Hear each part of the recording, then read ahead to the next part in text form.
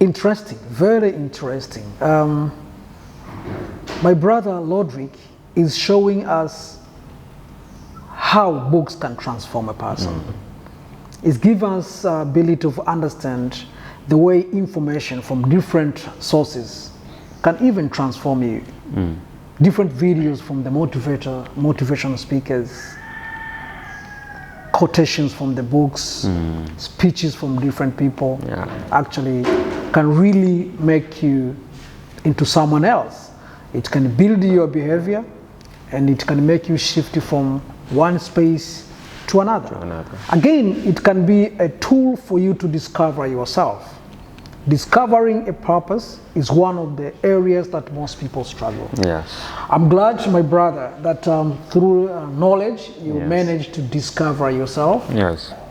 Finding means and working hard toward working on your dreams. Yes. Working hard towards achieving your goals. Right. And finding satisfaction at the end of the day, because I do believe it's not about the money that you be getting out of what you're doing. Yes. It's about the satisfaction that a person can get. Definitely. I'm not talking to just Rodrick Nabe. I'm just talking to a family man. Yeah. You told that you have a family and you have kids. Yeah. Rodrick, I know from day one that we met. I know you as one of the busiest people.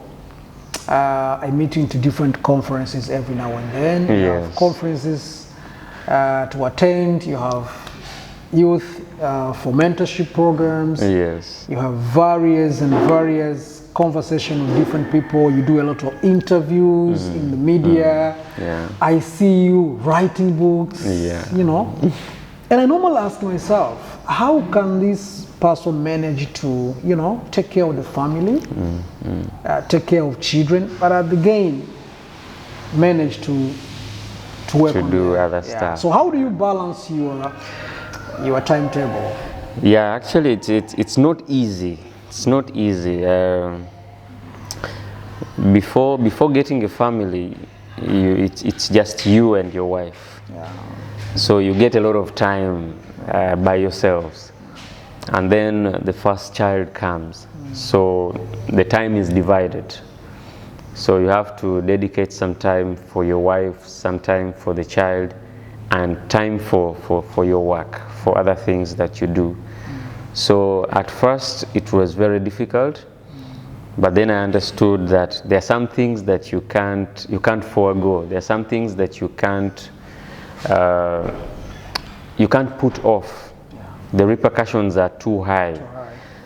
If you don't put up time for your children, you'll definitely get the results in future. When they grow up, they won't respect you, they won't have that chemistry with you.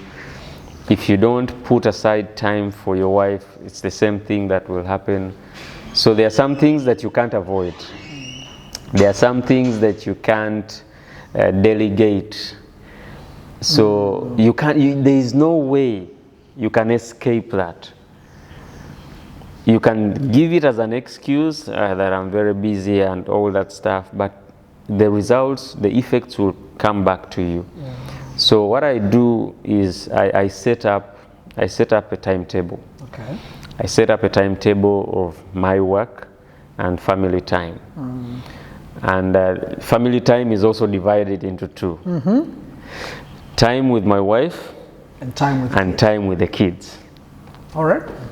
And something that is very funny is that my children are really connected to me more than they are connected to the mother. But they're boys. They are boys. All right. So the reason is, when I'm with them, I really give them my time.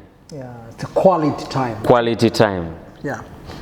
And I've also learned different techniques from books and different programs of how to create a parental image, a fatherhood image into their minds, so that when you are away, they still have you in their minds. So when we are together, we play games, We play, we give each other challenges. We play football. We do homework together. I teach them how to ride a bicycle. So there are certain things that, as a father, you need to do them. There are very many people who don't remember stories or images of their fathers. So if you ask them, what do you remember about your father? Most people will tell you, I don't have any image of my father. Because their fathers were not there when those people were young. And most people take this for granted. They will tell you that, don't worry about, the kid is still young.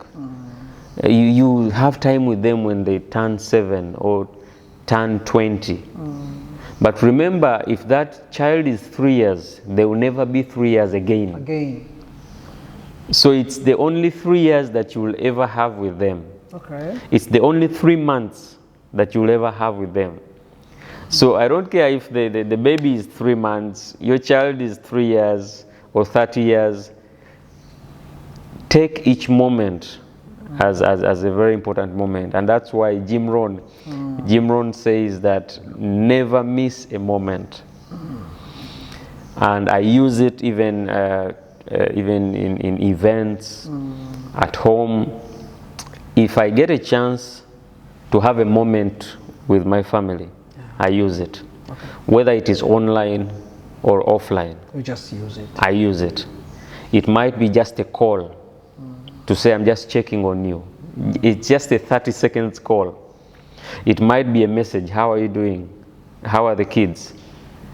That alone can change the way your family works. So I'm also learning. I'm not yet perfect when it comes to balancing family with business and all that stuff. And right now, what I desire or what I wish for, one of my goals is to travel with my family wherever I go. Whether it is work related or leisure, I want to travel with them. If it is work related, then the people that I'm going to work with, they have to know that I'm coming with my family. So if they don't have a budget to accommodate my family, then they have to pay me highly. So that you can accommodate them. Yes, so I want to get to that level. I want to get to that level where the people you're working with don't only look up to you. They have to realize that you are a father and you are a husband. So when you get time to train them, that time was supposed to be meant for the family. So they are depriving your family of that time. So they have to compensate for that time. Interesting. I don't think many people are thinking it that way. Yeah. But you are lucky to go that far. It's one of my wishes. Or again, it's just knowledge from different sources. Exactly. It might be knowledge. Yeah. So in that case, you are here with me now. The children are there waiting for daddy to come back. Yes. And they know that when daddy comes home, so and so things, certain things are going to happen. Yes. I happen to read, practice, and understand the concept of masculinity, specifically from the African concept. Yes. Or African perspective. Yes. And one of the things that I've learned, it might differ from other perspectives. Right. The way fatherhood is being practiced in the African context can actually differ from other contexts. Other contexts. This trainer, Craig Wilkinson, happened to have one-on-one with me. Okay. I read his book, and it was a gift that he actually gave it me. Okay. He's a dad coach. He's a South African. Okay. He won an award on a Best Humanitarian Award, if I'm not mistaken. He's greatest in that field. Wow. He's best-selling author. He has 2 books now. If you get online, specifically Amazon, you find his books. Okay. So when I was reading his book, I got a certain activity that he was doing with his children. Okay. And I got that. Wow. I learned something very interesting. Yes. And I said, I wish the whole world could practice that. Wow. You know what he does? Okay. In the aspect of having that quality time, he actually had a moment with a child, Okay. a lady, a girl. Yes. And he asked her to mention alphabetically from A to Z the kind of games or activities that will be played from A to Z. To Z. So if it's A, you have to make sure you finish a certain activity. Wow. And then B for certain activity. So it goes that way. And he found himself engaging more because at the end of the day, he had to touch every angle of the personality, of the attribute, of the behavior, of the passion of a child. And getting to Z was high, but almost everything was done. That's amazing. So if B is for basketball, then you do basketball. If F is for football, then you play football. Do football with each other. Okay. So there was a way that that activity created connection with the child, yeah. to the children. With you, you were into books. Yeah. You were into other stuff or training. How do you do? What type of activities do you have that make you connect with your children? Yeah, specifically in reference to that specific moment that you are spending time with. Actually, books is one of them. Books. And what do you do with the books? Books are meant to be read. Yeah, books are meant to be read, but for the kids, for the children, they enjoy more stories. They enjoy storybooks more than personal development books and academic books. So what I do is, at least I have to buy a storybook each and every month to add onto the library of my children. And I don't just add it on, I get time to read it with them. And sometimes I even I animate it. So it's like we play a game and we've read the storybook and we animate it, we role play together.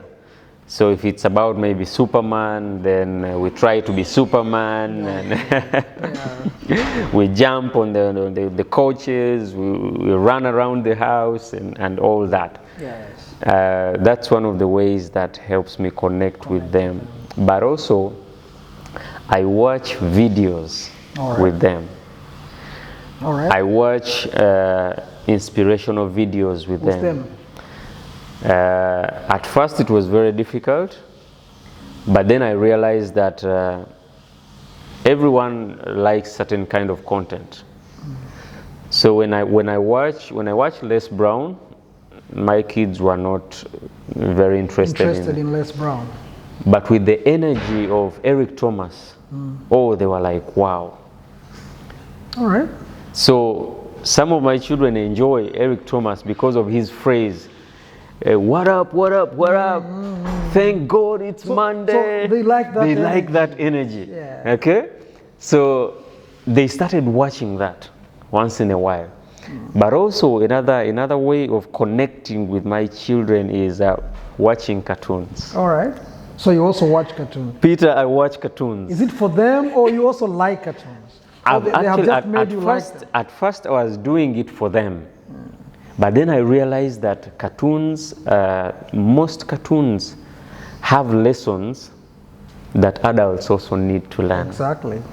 So we watch a lot of cartoons. Peter, I've watched cartoons. I've watched Luca.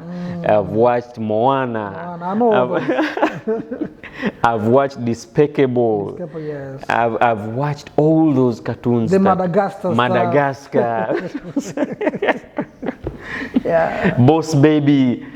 I don't know if you've watched that. Baby. Yes, that lady who changed into a small lady. There's a baby that acts like a boss. Yes, but she's a small one.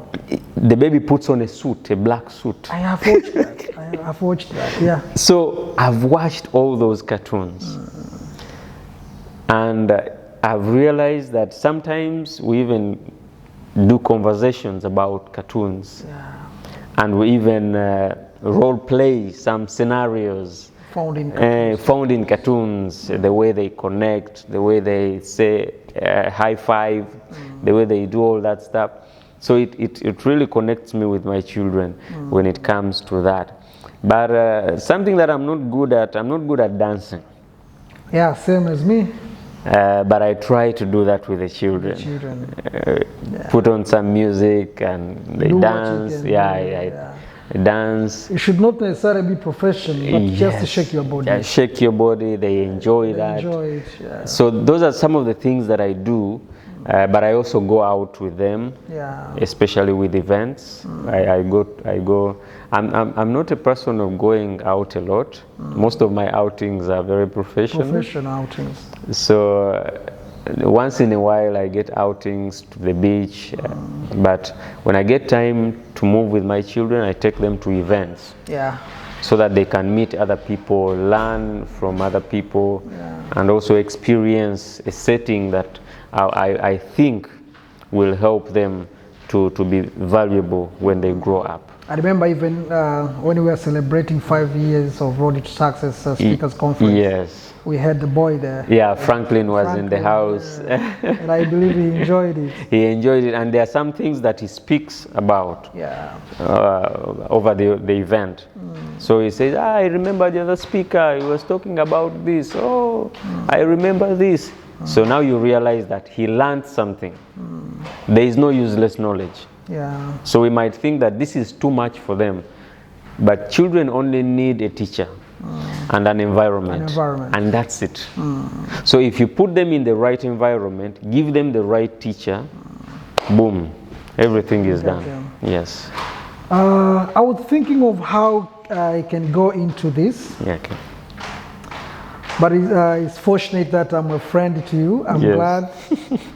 So I think I'm authorized to do whatever I think I can do. Okay.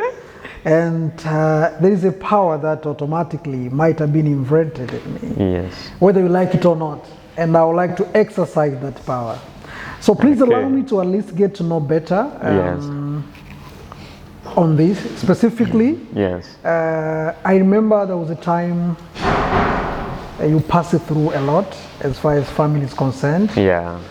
Forget about this life transformation, but also was on specifically when you lost your child. Yeah. I remember we had it was so painful. Yeah. And I remember how we as friends tried our best to be there to support you. Sure. But it is something that faces everyone, I inclusive. Yes. The word inclusive, everyone who is watching. It is something that must happen to every one of us. You loved, but God loved him more. Yeah.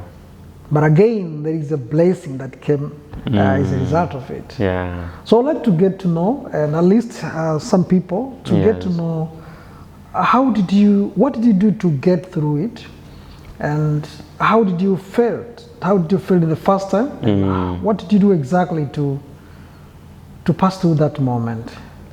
Yeah, of course it was a very difficult moment, and I think the greatest pain that someone might ever realize is death, losing someone, especially losing a close person, a child, a spouse, parent, a close friend. I think that's the biggest pain that you'll ever get, because you realize that you will never have time with them anymore. You will not talk to them anymore. You will not laugh with them anymore. It's done, it's gone, that's the end. So you remain with the memories, the pictures, the conversations, that's what you have. And bad enough, I lost that child when I was coming close to the speakers conference. I remember. One of our biggest events. So it was a lot of pressure, and the event was coming up. I think it was just like 2 or 3 weeks to the event, and everything was crazy, and then boom, the child is gone. So the good thing about my side is that I had a high level of emotional intelligence. Right. So it was easy for me to handle it. And that is why I tell most people that it is better to prepare yourself for the hard times, because they will come. Yeah, there's no way. I would like to use the word unquenchable. Unquenchable. There's no way. There's no way you can avoid the hard times. Yeah. Les Brown says, he calls it Murphy's Law. Yeah. That if something bad has to happen, it will happen. It will happen. So there is no way you would say, why me? So he tells people, why not you? Why not you? Give us names and email addresses so that we can make it happen. We can make it happen to someone else. Exactly. It will happen to you. Yeah. And it happened to me, Peter. Yeah. During the most critical time when I was organizing the speakers conference. So on my side, it was not that bad. I managed to contain it, but it was on the other side of my spouse. Yeah. My wife. It was too hard. I know. For her to lose a child. It was really hard to her. So I had to work on myself, heal myself, and heal her at the same time. So when you stand in a position like that, you don't have to cry a lot. You are a man. Because you are a shoulder to someone else. Someone else. So if you also cry, then they will have no shoulder to cry on. Yeah. So you just have to fight and make sure that you get out of it earlier before other people lose faith in you. So I had to fight through it, and I thank God. Thank God for my friends, a network of speakers. People were there for me. People prayed for me. People showed up for the funeral. People gave me all the support that I needed. And at the end of the day, people showed up at the conference. So when something like that happens, that is when you realize that we have to live our purpose. Because life, we come to this world with solutions. So there's a reason why we're here, Peter. Yeah, yeah. There's a reason why we're doing this. Exactly. There's a reason for everything. So if you get that chance of living, actually I lost that baby when she was 8 months. 8 months old. So if you get to 18 years, there's a reason why you've reached 18. Yeah. There's a reason why you've gone to 28 and 38 and 48 and 80. So if you live in this world and we don't even understand why you're here, it's a very huge mistake. Because other people's lives depend on you. We are waiting for your solution. It might be a speech, it might be a book, it might be an event, it might be a program, a project that is going to change youth and girls and women and all that. So you just have to make sure that you do whatever you have to do, whether people like it or not. Just do it. Just do it, because someone else out there will be healed.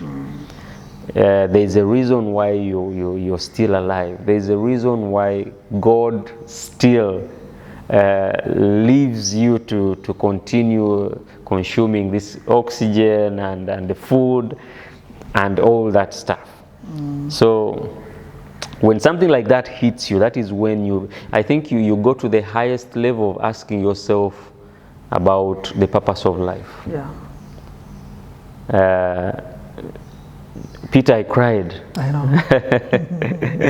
Those are one of the moments that I cried without control. Every time I try to control it, it gets worse. It gets worse. Yeah, it gets worse. Those are such moments that you can't control the hurting of the emotions that are building up, and it's too painful. You can't control that. So you have to just release it. But the good thing about that is that it's not the end of the world.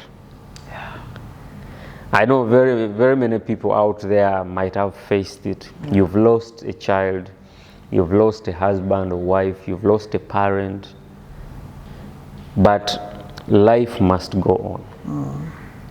Life must go on because people depend on you. People are looking up to you. You are a solution to other people. So if you take your life because you've lost a life, then you are depriving us of the solution that you have brought to this world. That is strong. We shall miss that. So the best advice that I can give to people out there, when such hard times come, you have to stay strong and count on the people around, count on the people in your network. Those are the people who make you strong. Those are the people who will support you when you're weak. And mostly, of course, you have to get connected to your God. God. Hope comes from God. Thank you for that. Thank you. I have really realized that this saying that over time, even a rope may cut a rock. So through that process with time, with that understanding, it is quite well that it was meant to be. And that's what it was meant to be. There's everything happens for purpose. If you happen to read Viktor Frankl, a book called A Man's Search for Purpose, Meaning. Have you ever read that book? Viktor Frankl, Frankl, for Meaning. Yeah, it's one of the most powerful books I've ever read. It's about this person who was in a concentration camp during that time of Hitler's war. So he was just trying to explain how far he went through in the concentration camp. But it came a point he realized that there is something that God made for him at the end of the day. So he had to endure pain, to tolerate, to wait for the moment that he get out so that he can meet the wife. So love was a reason for him to be in there to search concentration camp. And I know you have a wife. You really love her. Shemeji yetu tunamfahamu na familia. Have you ever thought of cheating her? You know, as joke aside. Joke aside. As men, actually, I was reading one of the books. An amazing book. I think I'll give you a copy and you read it. It's called When Good Men Are Tempted. When Good Men Are Tempted. I have to read that. Interesting. It's an amazing book, Peter. And I got to realize, when I read that book, I realized that temptation is always there for men. I know, Because the writer of the book says that God created women, the body of the woman, God created it as an attraction, so that it could add flavor to the process of reproduction. So before you go for reproduction, at least you have to be attracted. So God created that. All right, that's interesting. And the writer says that is why men can't stop looking at women. Because they have made that way. It was meant that way. But how do you approach it? It's a different story. It's a different way. And he continues saying that the only way you can avoid that is to choose and focus on one, which is also very difficult. And something that you have managed to do, however difficult it may be. However difficult. Now, there are some things that are possible but difficult to do. Very possible but very difficult to do. So it's your commitment and your ability to manage the difficulty. Thank you very much.